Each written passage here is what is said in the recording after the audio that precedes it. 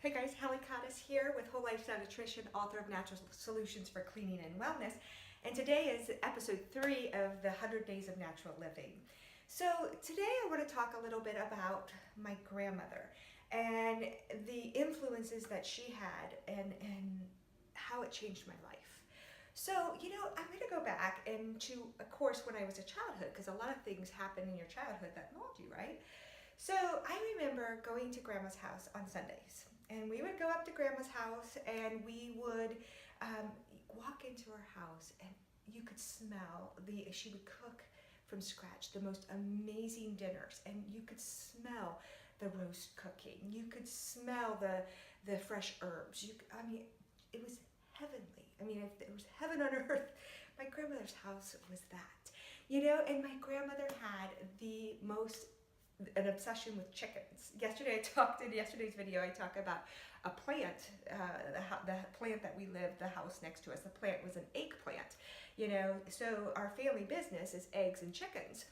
And she was obsessed with chickens. And we would go into her house, and I swear to you, every single time we came, there was another chicken. And whether it be a chicken, and I'm not talking live chickens, chicken on the wall, whether it be a chicken spoon, a chicken gravy bowl, or whether it be, I don't know, you name it. It was something with a chicken candy bowl. There was always something that with chicken, and we would go. One time I remember counting 77 different chickens, but every time we went, there was a new chicken. So we would run on a scavenger hunt to find these chickens.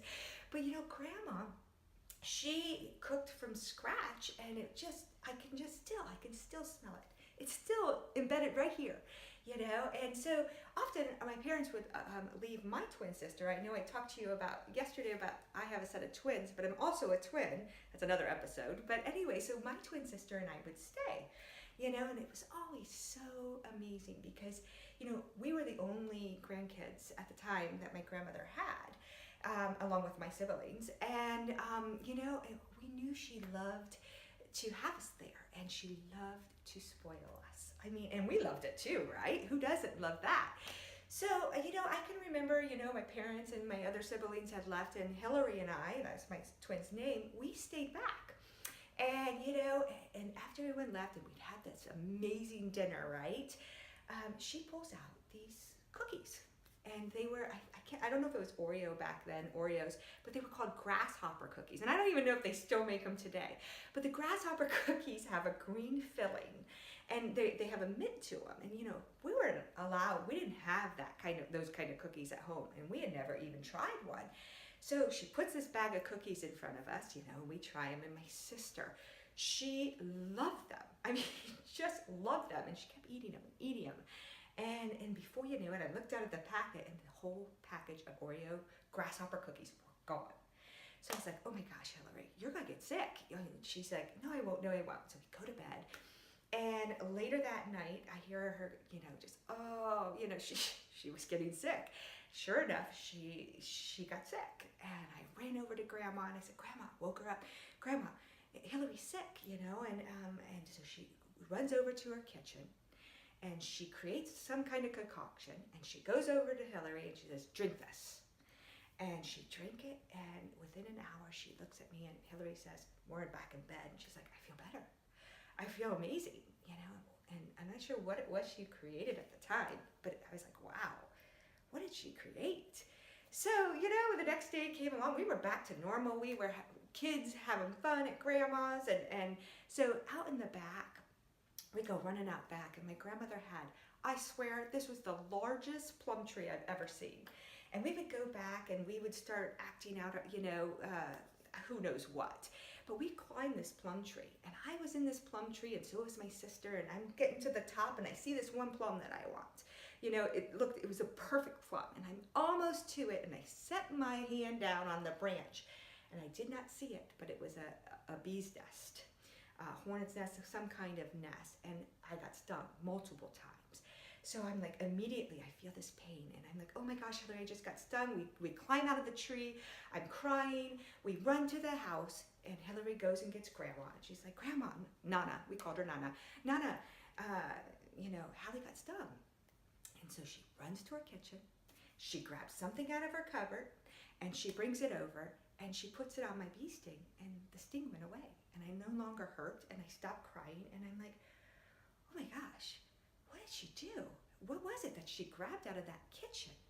You know, so a little later I had a chance to go over to Grandma and say, hey Grandma, you know, how is it that you know all this stuff to make me feel better or to solve all these problems? And she said this. She says, it's your past life experiences that mold your future. Wait a minute, I'm gonna say that again. It's your past life experiences that mold your future. Whoa. I mean, even as a kid, I was like, whoa, that is huge. You know, I was like, okay, I have to take everything that Grandma on Sundays when I come, I gotta watch her. If what she's doing is gonna mold my future, I need to watch her. I need to see what she's doing. I need to study her. I need to put that information in my brain.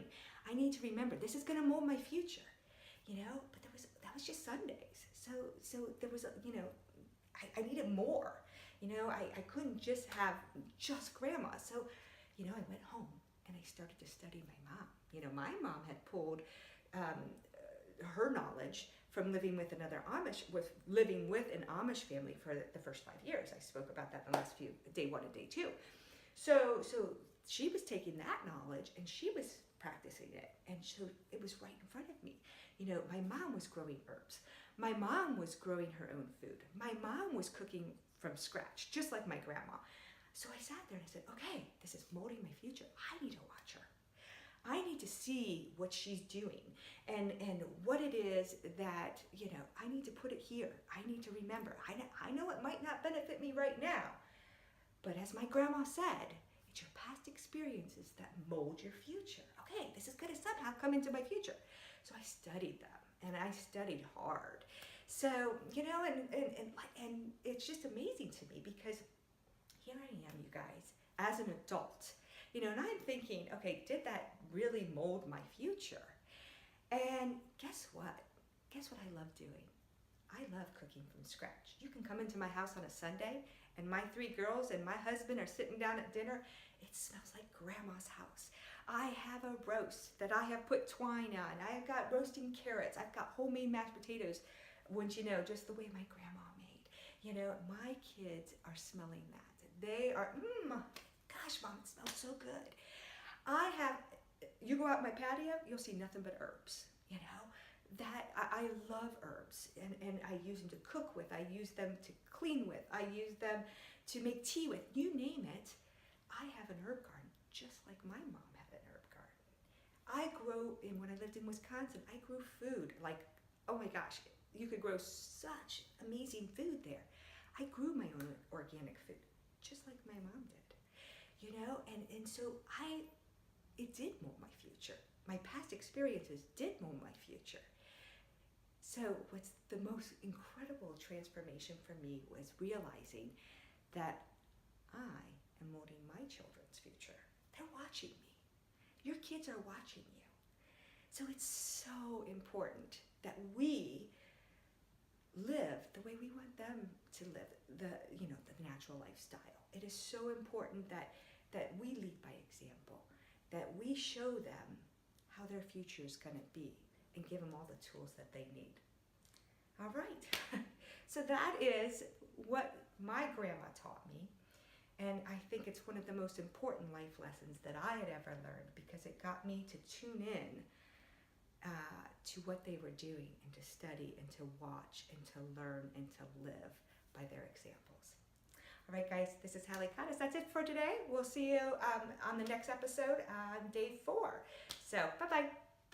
Hey guys, I hope you enjoyed this episode of 100 Days of Natural Living. If you want to check out yesterday's episode, be sure to check out our playlist right here. And if you'd like to subscribe to our channel, you can do that right here. As always, we have more great content over at WholeLifestyleNutrition.com. So come on over and pay us a visit there as well. Bye-bye.